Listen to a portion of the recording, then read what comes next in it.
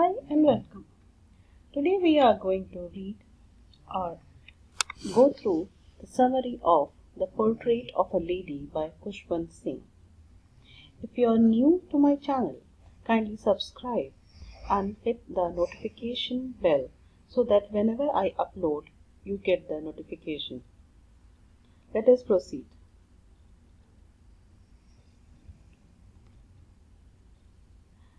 Explanation to the lesson. The Portrait of a Lady is a short story of the writer's interaction with his grandmother. There are three phases to it.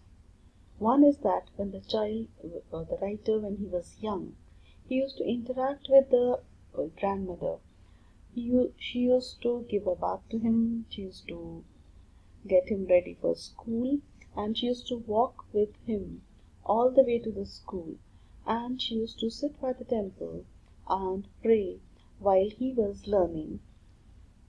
And on the way back, they would come back and they would feed the dogs on the way.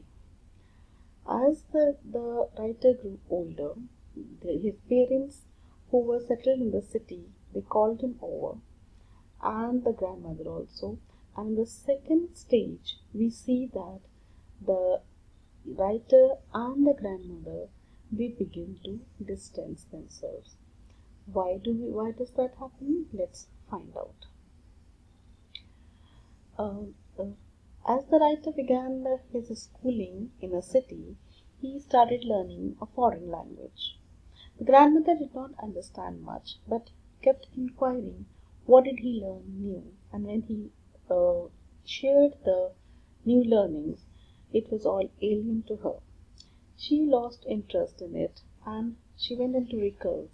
That means restricted herself to her prayers and the spinning wheel.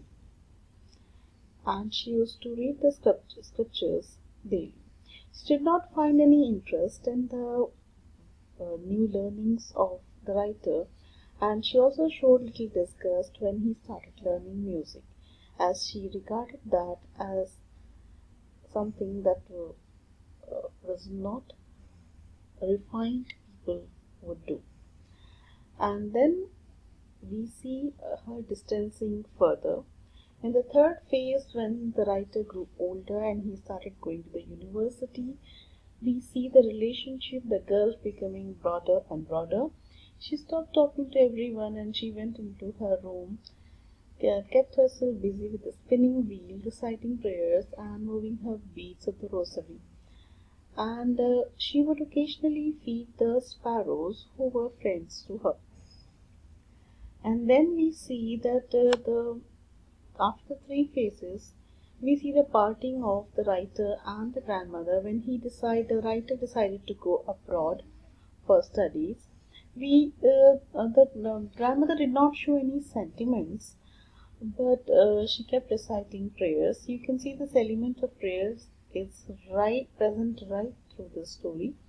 And her mind was busy in prayers. She kissed him goodbye, and after 5 years, when he returned home, she was there to receive him. You can see the element of bond, relationship, which the grandmother shows was supreme. She embraced him and she kissed him, and on her way back, she kept feeding the sparrows. This element of feeding the sparrow, please make a note of it. End of life anticipated. One day before her death, she decided to beat the drums. That means declaring the coming of the warrior. That's how she was celebrating how the grandson had come back. And the next morning she fell ill. Though the doctor said there was nothing to worry, but she could sense that her end was near. Next we see the last rituals. That means when she passed away, we see the family getting ready for the last rituals. But the sparrows that used to feed her, the sparrows whom she used to feed, they came around and sat and they were mourning in the veranda. The writer's mother tried feeding the birds, but the birds did not chirp and they did not peck or eat the breadcrumbs. That shows that the element of bond was present in the birds also, and they felt sad that they had lost her.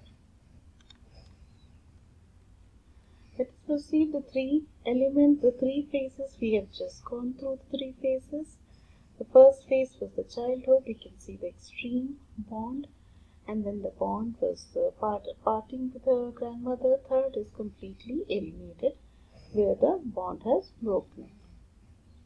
Mention the reasons why the author's grandmother was disturbed when she started going here. He started going to school. Actually, she felt bad because one is that he was learning something which was completely foreign and alien to her.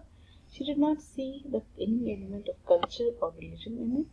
And when he started taking music lessons, according to her, music was only for beggars. Three ways in which the author's grandmother spent her days after he grew up. She would spend her days on the spinning wheel, chanting prayers, and feeding the sparrows. Mention the odd ways in which the author's grandmother behaved just before she died. She decided to beat the drum, deciding the coming of the warriors, announcing the coming of the warriors, and after that she fell ill. Though she kept praying, she did not want to talk to anyone during her last hours. Mention a way in which the sparrow expressed their sorrow when the author's grandmother died. We can see that the sparrows, they came around, they sat around in the veranda, and they were sad. They did not chirp and they did not peck the breadcrumbs which were offered to them, and when the body was taken away, they flew away. The author's grandmother was a religious person.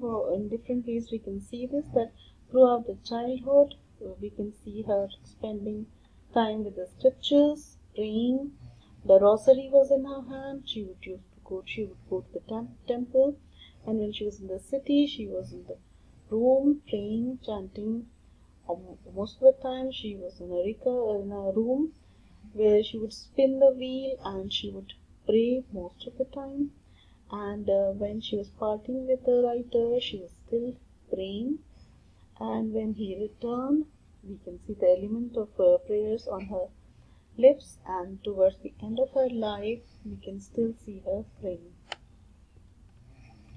Describe the changing relationship between the author and the grandmother.